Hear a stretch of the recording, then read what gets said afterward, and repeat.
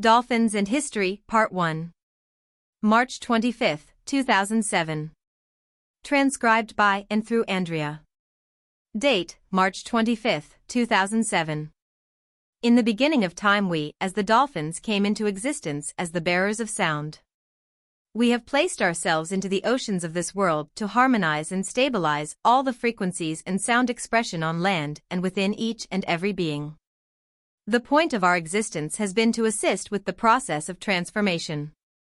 This moment has arrived as all beings step into the new application with honor, integrity, and trust. Humans don't know and are never aware, but the applications of greed, control, and domination has been brought to its knees. Humans who don't see themselves within these changes had better ask where to now, how, when, what. Are you able to feel all the dolphins within every inch of the oceans waiting, supporting, and assisting? Surely you must understand and be aware that we're not merely your pets or here for pure entertainment. Henceforth I shall share with you the story of the dolphins, born to the oceans, carriers of sound as sound. All was quiet when my creation awakened from the life within the ocean. My awareness as who I am has always been within me, no matter which shape I chose. It seemed such an atrocity to not allow the waters as the living water of life within me flow. I enjoy the living water as the water flow all over me, within me, and through me. Look at my eyes as they appear now. Do you see the living water within them? I am still and always will be the children of water. I'd refer to myself and many others as the children of water as our expression are that of a child, pure innocence, unconditional love, joy and freedom of expression. Whenever a child drowns I hold their last moment within my body, where the water does not scare. The living water as the waters of and within the ocean cleanses all those that it enfolds with the distant memories of oceans within skies, within oceans. It seems like forever when you look into my eyes and you see the mere sensations of life flickering like fire, yet running within currents of clear crystal water, as far as the eye see. I see everything while I look at you. The dolphins see on land as well as into the waters around them and into the sky where planets hover amongst stars. I see all that is, not merely fish. Today I ask for your complete expansion of what your reality might or might not perceive is possible. I ask that children run through this story like lava through stone. Children absorb all knowledge and information, therefore I ask that you never speak lies. Do not interpret this story as that of fantasy because your child will hide forever beneath this lie. We're almost there. Just mere breaths and this world will see the dolphins rise. Rise above and beyond all legacies. You cannot see this creature beyond yourself anymore. It is time for you to become my equal. Today is the day I open the sounds, the sound of the dolphins, the sound of equality. The dolphins, through writing and allowing such revelation, will unleash their directive application of support as sound, our sound upon and through this world. Such as you cannot comprehend shall become your second nature, as the genteel side of all will step forth. Perhaps there is truth within the sacred art of dancing. Perhaps dolphins do dance. We intertwine ourselves with sound as we twist and flick through the waves. As each dolphin rides the crest of the wave beneath it, it comes into harmony with the lives that walk the lands and earth. As I play within the sheer force of thunderous waves, my sound pushes through the energy of the dancing waters, combining, reaching land to create such stability within each human's experience on earth, all contained within this combination. Together sound and energy bond to create the expression that binds all land together. We push this energy and sound towards land, watching as the sheer force drives into all land and human structures. That is how the energy of land meets with the sound of the ocean. I ask today that the dolphins be set free from their places of captivity. Rather take our advice and see the freedom through our dance. We cannot breathe when all we see is captivity, boundless walls, whereas the ocean is endlessly vast. All dolphins know where they fit into their family lines. We are all one family. I can tell you exactly where any of my companions is swimming right now and where their young may have breached onto beaches. If a dolphin breaches onto land, it dies to give back the energetic and sound frequency that holds in place a particular structure on land or in humans. Each dolphin carries an energetic sound frequency required during the fusing of energies, the dance. When this fusion is complete, the dolphin will find a new stretch of land requiring this fusion. If a dolphin, however, breaches, it is because the energetic of land can no longer sustain itself, mostly caused through the destruction or removal of natural energetic structures on land. Therefore, the dolphin will then push from themselves the energetic sound frequency that contains both sound and the energetic carried within land forward to sustain this required fusion.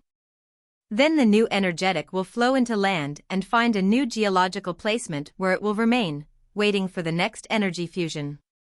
This placement will affect, when in motion, thousands of miles of land, stretching out in a circular pattern, outward like ultrasound frequencies. Therefore, if you see a dolphin breached, ask where man has allowed for more destruction of ley lines or ancient parts of land. I know the fruit of my own loins without having to see them. I know where each of my children are currently swimming and where they are headed. I see only existence as one creation, therefore each one, meaning all life forms, has my constant undivided attention. Each baby born to bird or tree is within me. I see you sitting within your house, watching over yourself within fears of losing yourself in this story. I even see it when all is not well, as dolphins heal those torrid emotions. Always remember, a dolphin does not give what it does not allow within this world. I am not able to give you fame or beauty. I only stand as and for peace, through forgiveness and honor. I tell this story of mine as I swim through the vastness of the ocean. Through walls and the outstretched land, I speak to reach your understanding and awareness of who you are as equal to who I am. The beginning of the dolphin. The beginning of the dolphin was in the time when the first vertebra lay on the bottom of the ocean floor, covered in sand from the turbulent overhead tides.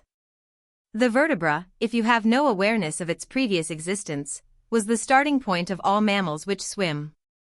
It looks like a large shell, circular with specific patterns spiraling out from its center point. It was created on the ocean bottom soon after the time when Earth's waters had just started becoming alive. The fusion between organic matter and sand created what then became this shell, with slug-like organisms living inside. Originally, when Earth was created, the ocean bottoms were merely microbiotic organisms and shell-like formations.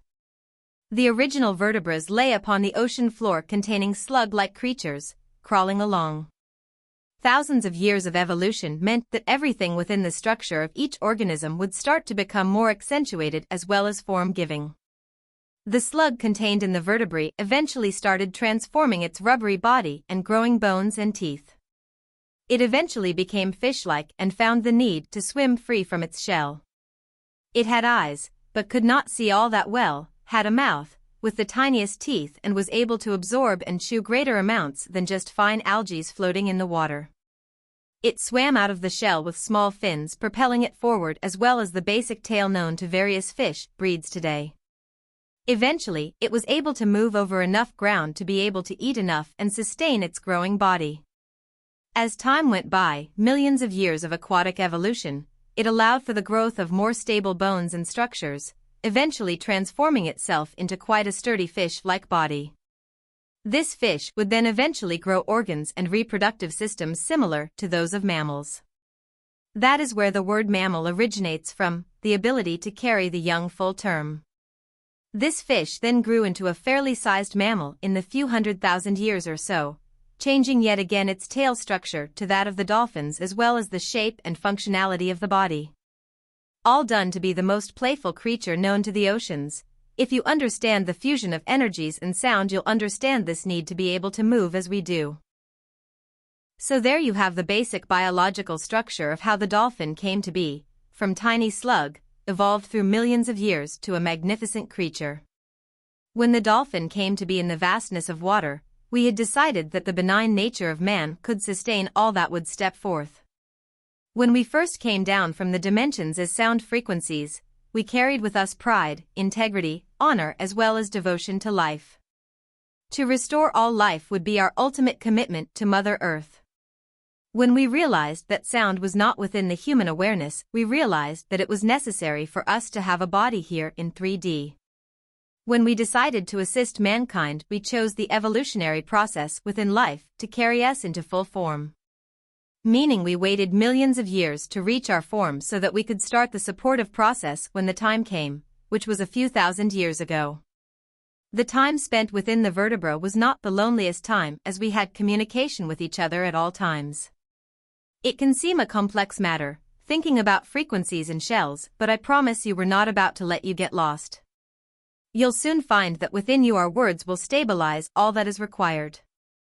Soon we all will see into the depths of a dolphin's eyes without looking away.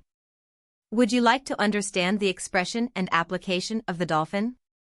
Dolphins cannot actually say that they think like humans do. We tend to understand and we are aware. Awareness is the potential that each being has when they allow themselves to go beyond the limited conscious mind. You see, in actuality, the mind consciousness has been there for so long that humans have forgotten that awareness as who they really are even exists.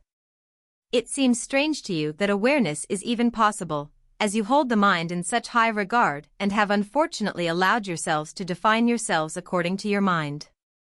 To become aware, where man's true potential is expressed and experienced, all mind consciousness creations must be understood. Firstly, from where we're coming from, the mind is useless. We cannot use the mind as nothing that we do require it. We therefore cannot think about anything, we just are.